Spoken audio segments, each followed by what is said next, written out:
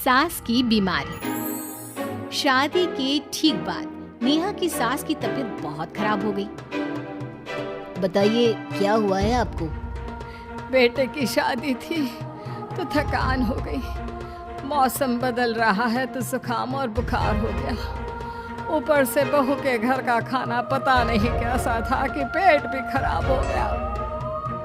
खाना तो बहुत बढ़िया था डॉक्टर साहब, सारे रिश्तेदार तारीफ कर रहे थे। रोहित की माँ इतनी कमजोर है कि जरा से में बीमार पड़ जाती है।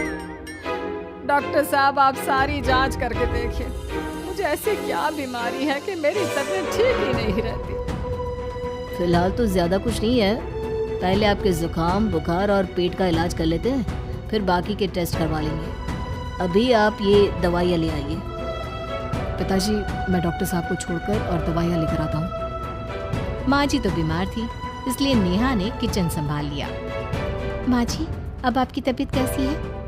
पहले से ठीक है। आप बैठिए, मैं खाना लगाती हूँ।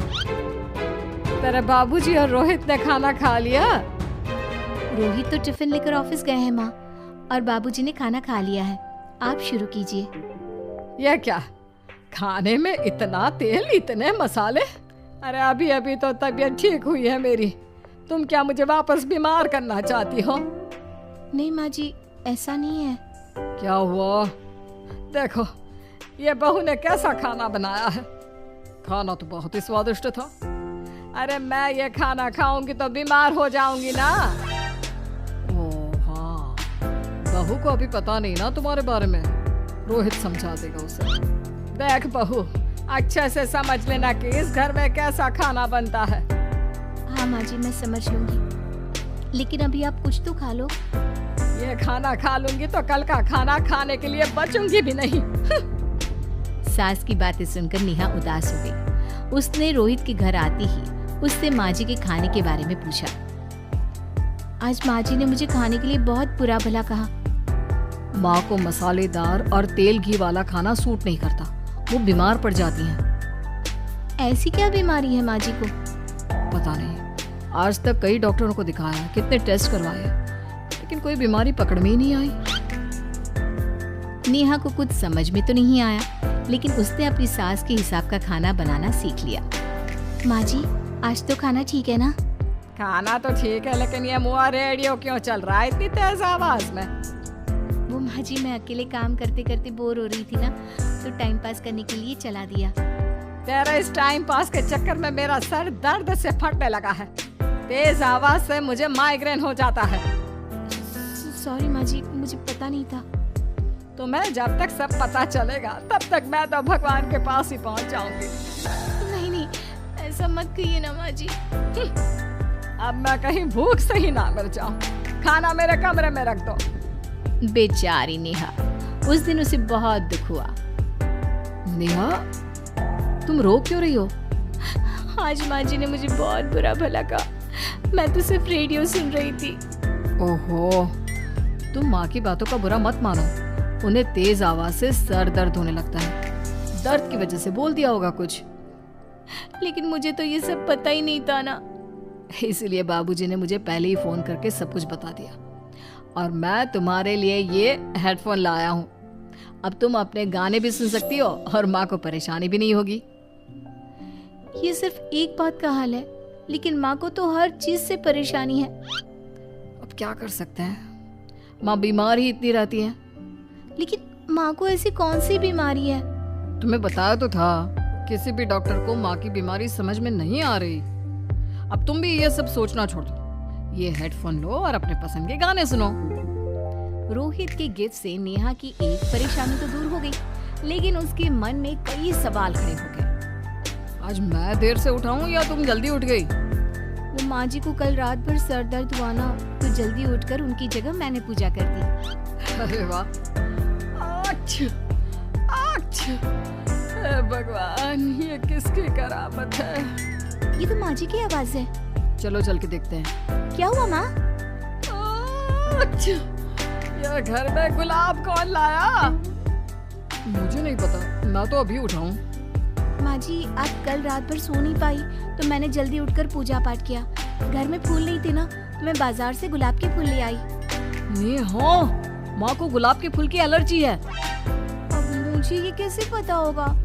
अच्छा, तुझे कुछ पता नहीं तो तू वही काम क्यों करती है जिससे मेरी तबीयत खराब हो जाए? रोहित के बाबूजी, ये बहू मेरी जान लेना चाहती है। माँ जी, मुझे ऐसा करके क्या मिलेगा? वो तो तुझे ही पता, लेकिन कुछ तो है। रोहित की माँ बस कर, बेचारी बहू को कुछ पता ही नहीं है, बस इसलिए उससे गलती हो जाती है। जाओ तुम कमरे में। बहू, तुम रोहित की माँ का बुरा मत मानो, वो अपनी बीमारियों से इतनी परेशान है कि उल्टा सीधा बोल देती है। नहीं बाबूजी, मुझे बुरा नहीं लग रहा, मुझे चिंता हो रही है माँ जी की बीमारी की। ये बताइए कि माँ जी को ऐसी प्रॉब्लम्स कब से होने लगी? शादी के 6-7 महीने बाद से। बाबूजी, तब घर का माहौल कैसा था? अरे बड़ा पूरा परिवार था। मेरे बाबूजी, माँ, काका, काकी, मेरे दोनों बड़े भाई, दोनों भाभियाँ, दोनों के 2-2 बच्चे, एक छोटा भाई और एक बहन, सब साथ रहते थे। इतना बड़ा परिवार? हाँ, मैं जब 10 साल का हुआ ना, तब पापा का ट्रांसफर यहाँ हुआ। इसके पहले तक तो हमारी जॉइंट फैमिली ही थी। और माँ जी किस चीज़ से बीमार पड़ जाती हैं? जब तेज गर्मी हो, ठंड हो या ज्यादा बरसात हो जाए। जब माँ ज्यादा थक जाए, जैसे दिवाली पर घर की सफाई या कोई फंक्शन हो, या ज्यादा मेहमानों के आने से घर का काम बढ़ जाए। तेज म्यूजिक, तेज लाइट या ऐसी कोई तेज स्मेल आ जाए। तो माँ जी की ये बीमारी ठीक हो सकती है। कैसे? सब पता चल जाएगा। आप कल माँ जी की टेस्ट रिपोर्ट लेने जाने वाले हो ना? हाँ। तो सुनिए क्या कहना है। अगले दिन रोहित माँ जी की रिपोर्ट ले गया। माँ, बाबूजी, नेहा। अरे क्या हो गया रोहित? माँ जी की रिपोर्ट आ गई है। कुछ सीरियस है क्या? जिसका डर था वही हुआ। अरे गोल गोल बातें मत कर, सीधी तरफ बता बेटा, क्या हुआ है मुझे? माँ, आपकी किडनी, लिवर सब फेल हो गया, आपका दिल भी कमजोर हो गया। डॉक्टर ने कहा है कि आपके पास सिर्फ 1 महीना बचा है। ये क्या बक रहा है? ऐसा हो ही नहीं सकता। मुझे लग ही नहीं रहा कि मैं इतनी बीमार हूँ। लेकिन माँ जी, रिपोर्ट झूठी तो नहीं हो सकती ना? हाँ, माँ को 20 साल की उम्र से बीमारी लग गई थी, लेकिन कोई डॉक्टर पकड़ नहीं पाया और अब ये बीमारियां बहुत ज्यादा बढ़ गई हैं। हाँ रोहित की माँ, तुम्हें याद है शादी के 6 महीने बाद से तुम बीमार रहने लगी थी। अरे लेकिन वो अलग था, मुझे ऐसी कोई बीमारी नहीं हो सकती। ये तुम कैसे कह सकती हो माँ? हाँ, तुम उस वक्त बीमार पड़ी थी ना, और अब डॉक्टर भी यही कह रहे हैं, तो सच ही तो होगा। और आप तभी से बीमारी तो रहती आई हैं। अरे लेकिन तब मैं बीमार थी ही नहीं। क्या मतलब? अरे तब मैं बीमारी का नाटक करती थी, मुझे कुछ नहीं हुआ था। ये क्या बोल रही हो? हाँ, घर में इतने सारे लोग थे और सबसे छोटी बहू मैं थी, तो सारा काम मुझे करना पड़ता, इसलिए काम से बचने के लिए मैं नाटक करने लगी। लेकिन आपको अभी भी वही बीमारियां होती है ना माँ? हाँ, अगर नाटक था तो ये प्रॉब्लम तुम्हें अभी क्यों होती है? इसका जवाब मैं देती हूँ। माँ जी कई महीनों तक नाटक करती रही, इसलिए इनके दिमाग ने धीरे धीरे इस झूठ को सच मान लिया और इनका दिमाग उन बीमारियों का एहसास कराने लगा। हैं? ऐसे भी होता है क्या? हाँ माँ जी, इसे प्लेसिबो इफेक्ट कहते हैं। जब आप बात बात पर बीमार पड़ने लगी तो मैंने अपने मामा से बात की जो एक साइकोलॉजिस्ट हैं। उन्होंने बताया मुझे। तो ये रिपोर्ट्स? मैंने झूठी रिपोर्ट बनवाई थी नेहा के कहने पर, ताकि आप सच बताएं। यानी मुझे कुछ नहीं हुआ? नहीं माँ जी, और आपकी इस प्रॉब्लम का भी सलूशन है। हम किसी अच्छे साइकोलॉजिस्ट को दिखाएंगे और आप जल्द ही ठीक हो जाएंगी। वाह बहू, मैंने तुझे इतना भला बुरा कहा और तूने मेरी जिंदगी भर की तकलीफें दूर कर दी। थैंक यू और सॉरी बहू।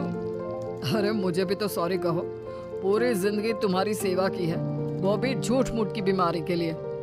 हाँ हाँ, आप भी माफ कर दो मुझे, बस सॉरी। तो इस तरह नेहा ने अपनी सास की बीमारी पकड़ भी ली और ठीक भी कर दी।